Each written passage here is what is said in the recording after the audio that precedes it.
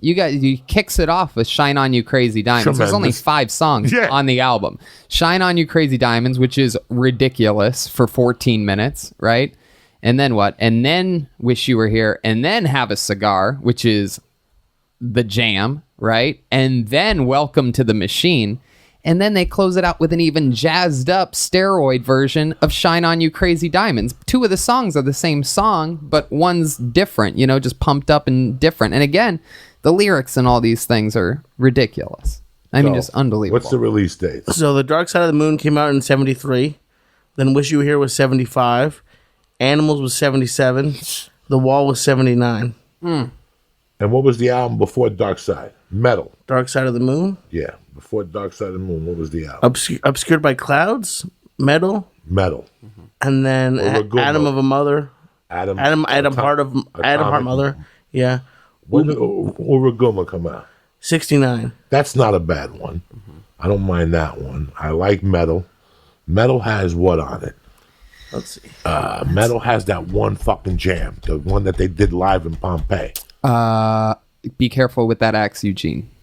Might be. I think it's around there.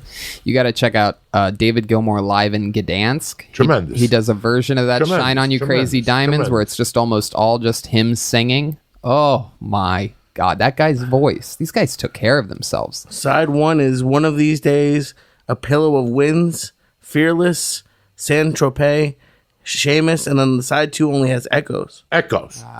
The whole album is Echoes. Yeah.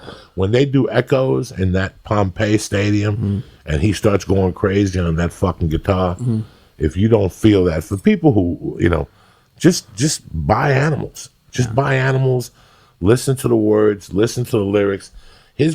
I don't even know his guitar. Like, I can't even, to me, my favorite album musically of his, Gilmour, is Animals. Yeah.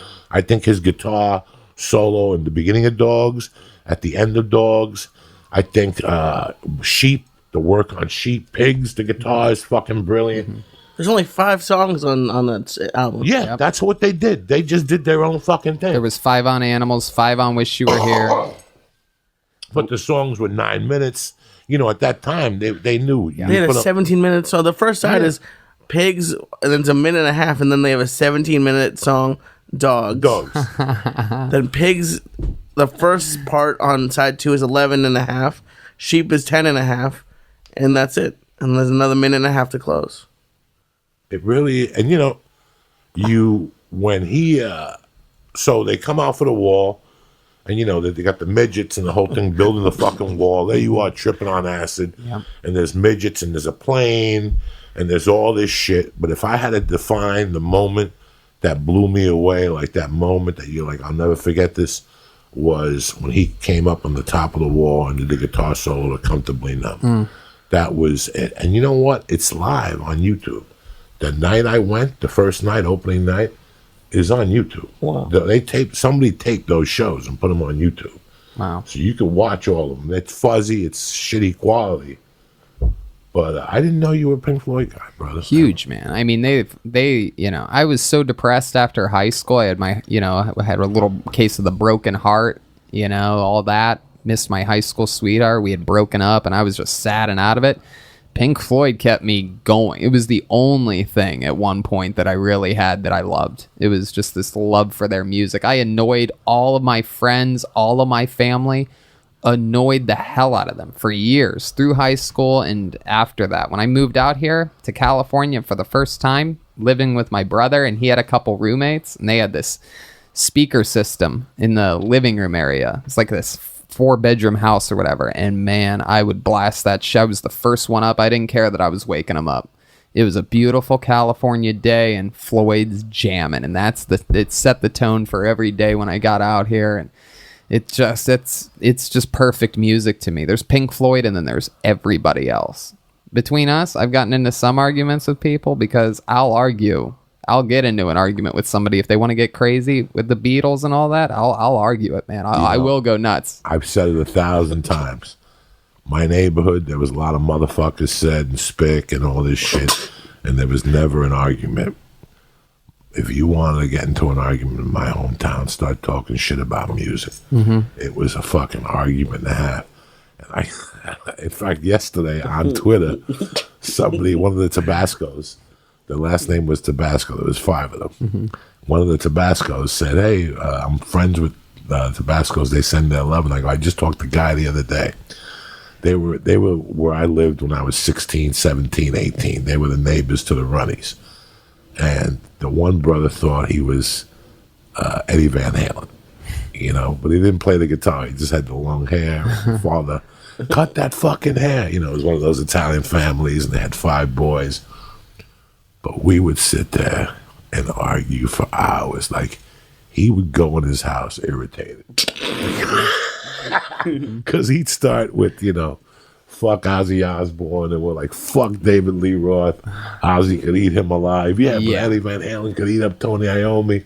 And then we'd start with, fuck Eddie Van Halen. How about David Gilmour? And then he'd start squawking in the water. He'd start pedaling back. But now, wait a second now. Yeah. And I didn't say he was the best guitarist. I'm saying Eddie Van Halen revolutionized the guitar. Yeah, fuck that. And then fucking Randy Rhoads revolutionized it again. We just argue for hours. Fuck you. You don't know what you're talking about. And then we throw Van Halen 2 with the poster of David Lee Roth handcuffed. And he'd go in the house pissed off because that always lost. You lost me with that. We've had discussions here when, people don't know what America's like. Before John Lennon got shot, every white dude had an ace. White privileged people in those days all had an ace in the hole. Like it was like, oh my God, I just listened to Led Zeppelin. The song remains the same. It's brilliant. Yeah, go ahead and have a good time with Led Zeppelin. Wait till the Beatles get back together. Like that was white. Instead of people, how today they send their stupid kids to school, and that's white privilege. Right. That was white privilege back then. Everybody was shutting me and my friends down like, yeah, Bruce Springsteen. And that would piss you guys off. You'd be like, fuck the Beatles. Fuck the Beatles. And when John Lennon got shot, that's it. Those motherfuckers went away because the Beatles weren't getting back together now. So now those motherfuckers stopped coming out because they were about to take a beating. How the Beatles doing now, bitch? How they like the Beatles now, bitch? You would bring them like a Pink Floyd album. It's time for you to switch governments. Fucking dummy. I'll never forget, there was a mural of the Beatles in the hallway. By the way, about a month ago, North Bergen High School put on a performance of Aliens. Yeah. Did you see how much fucking my high school got attracted for that? When I was growing up, those people were disgusting. The stage hands, he used to sell weed to us. He would get weed sent to him from Hawaii. His name was Mr. Pullman.